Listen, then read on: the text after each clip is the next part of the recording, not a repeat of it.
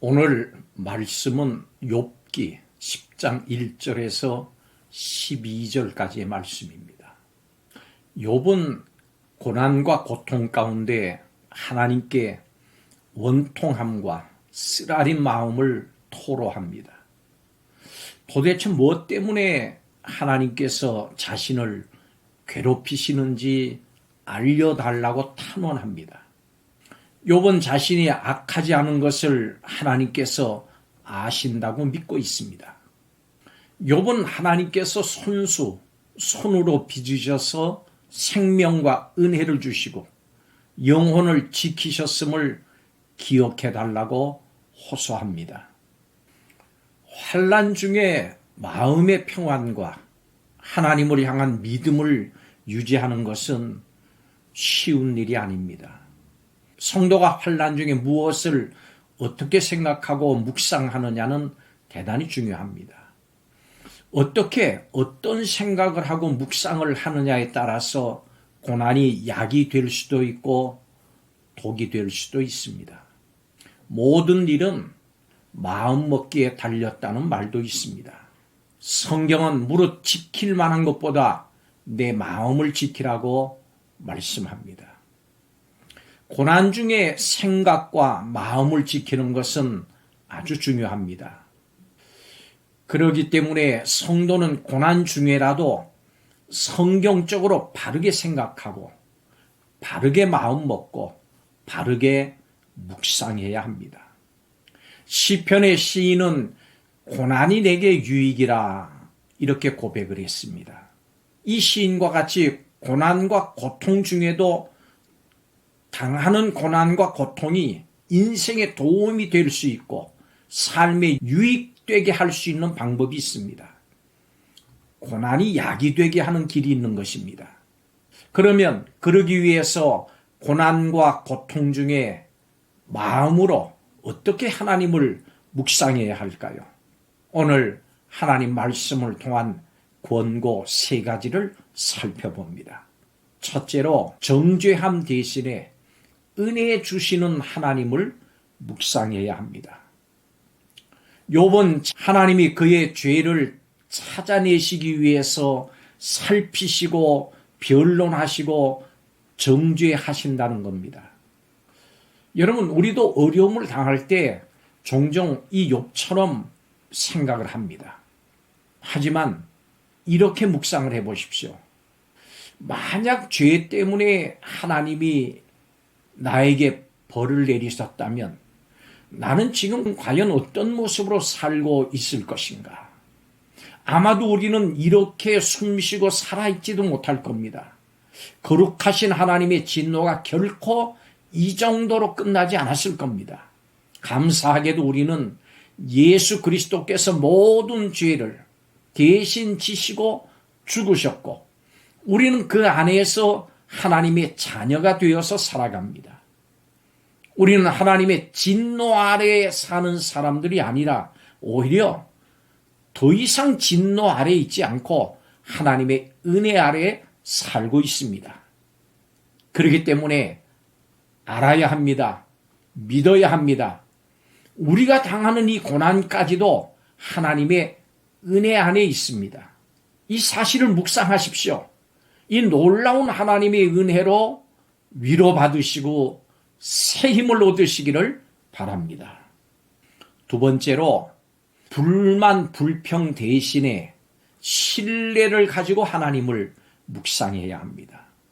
욥은 고난이 길어지니까 하나님의 긍휼과 은혜와 자비에 대해서 의심을 품었습니다.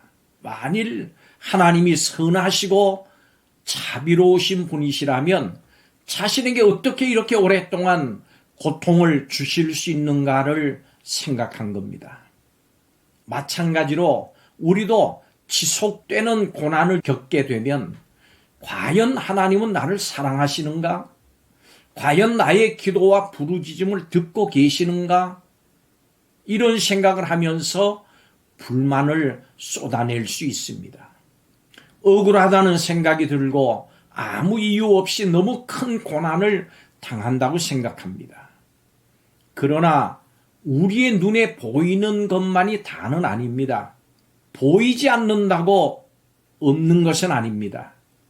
예수 그리스도께서 십자가의 죽음을 당하시기까지 우리를 구원하시고자 했던 하나님의 보이지 않는 사랑이 있습니다. 누가 그 사랑을 의심할 수 있겠습니까? 여러분, 고난을 당할 때 하나님의 사랑을 신뢰하십시오. 하나님이 사랑하십니다. 그 사랑은 이미 십자가에서 증명된 사랑입니다.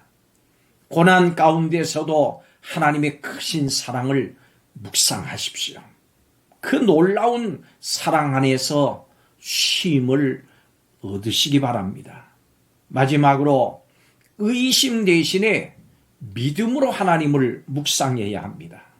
욥은 하나님이 자신의 모든 것을 창조하셨으면서도 어떻게 이렇게 괴롭히며 멸시하시는지 하나님을 원망합니다.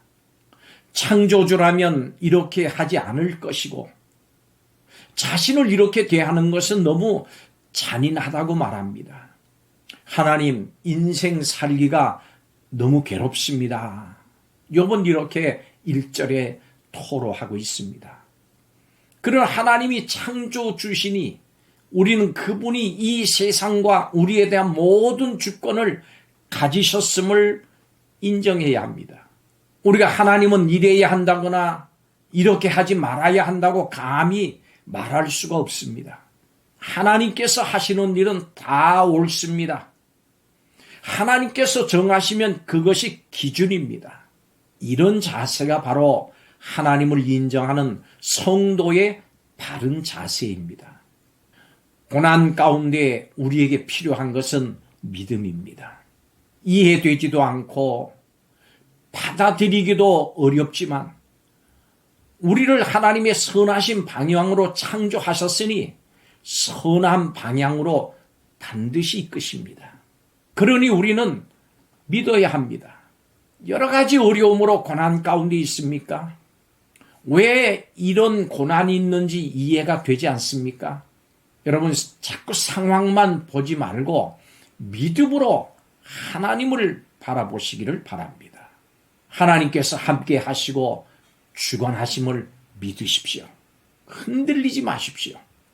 원수마귀 사탄은 고난 가운데 있는 성도가 자신을 정죄하고 하나님을 향해서, 사람을 향해서 불평불만하도록 의심에 빠지도록 유혹하고 시험합니다.